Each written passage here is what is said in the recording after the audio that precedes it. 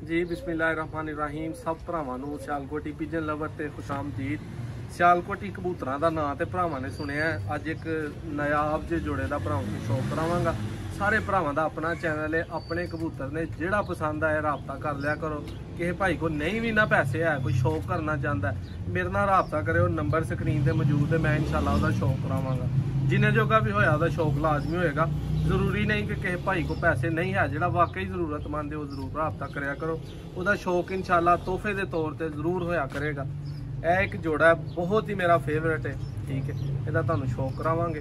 Channel नूं subscribe कर लो, video नूं लाइक करियो। ए नारे पहले इहदा शौक करावांगे। कैमरा एहसन भाई इधर आइयो जरा, ये अख नूं जरा करीब करो। दोस्तों नस्ल है किहड़ी च भी है तुसीं दसना कमेंट च। मैं सिर्फ इनू सियालकोटी कवांगा।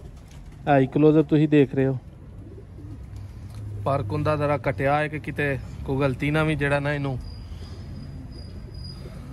बाकी पर च जेड़ी पावर है वो तुहानूं नज़र आ रही होएगी। दुम दा जरा शौक करो।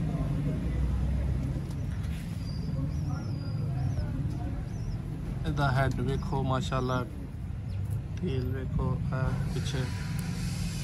ठीक है, बाकी जरा पंजियां दा शौक करो माशाल्लाह।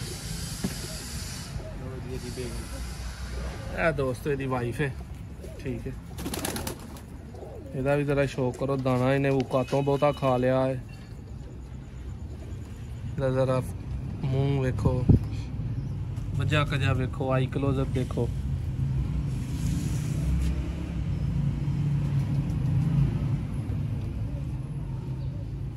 पारे दे भी कटे ने, लेकिन पर अज ने दोस्तों सियालकोटी कबूतर जैनुअन, जिन्होंने तुसी कह सकते हो कि अपने आप च प्योरिटी च ने।